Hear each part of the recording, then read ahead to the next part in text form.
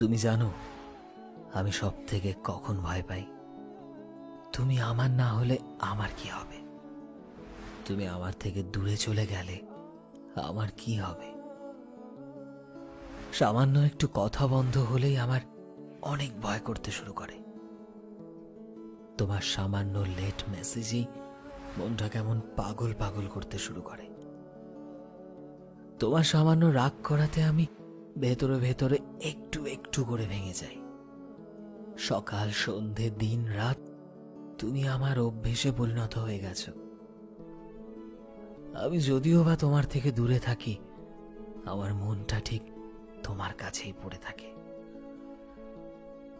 ঘুম থেকে ওঠার পর কিংবা ঘুমোতে যাওয়ার সময় পর্যন্ত আমার সব ভাবনাতে তুমি রয়েছো, আমার সব কিছুতে তুমি রয়েছো।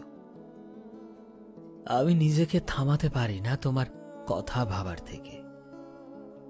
সারাদিন এমন কোনো মুহূর্ত নেই যে মুহূর্তে আমি তোমায় মনে করি না। আমার প্রত্যেকটা মুহূর্তে, আমার প্রত্যেকটা চিন্তা ভাবনায় তুমি ওতপ্রোতভাবে জড়িয়ে আছো। তোমাকে ছাড়া আমার এক মুহূর্তও চলে না। তোমার কথা না ভাবলে কি যেন একটা অসম্পূর্ণ থেকে যায় জীবনে। বিশ্বাস করো, সারা দিনে যদি এক মুহূর্ত তোমার সাথে কথা না হয়, অন্তত এক মুহূর্ত, আমার কোনো কাজেই মন বসে না জানো। আমি জানি তোমায় ছাড়া আমার এক মুহূর্ত চলবে না।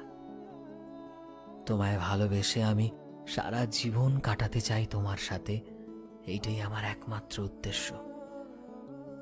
সত্যি কথা বলতে কি জানো, ভীষণ ভয় হয় যখন ভাবি যে তুমি যদি সারা জীবন আমার সাথে না থাকো, আমাদের যদি একসাথে বুড়ো হওয়া না হয়, আমরা যদি জীবনের শেষ নিঃশ্বাস পর্যন্ত একে অপরের হাতটা ধরে না থাকতে পারি, তখন কি হবে? তুমি ভেবেছ কখনো? আমি কিন্তু প্রতিটা মুহূর্তে, প্রতিটা ক্ষণে এই একই কথা ভাবি। যত না বেশি তোমায় মিস করি, তার চাইতেও বেশি তোমাকে নিয়ে ভয় পাই। যদি তুমি না থাকো তবে আমার কি হবে?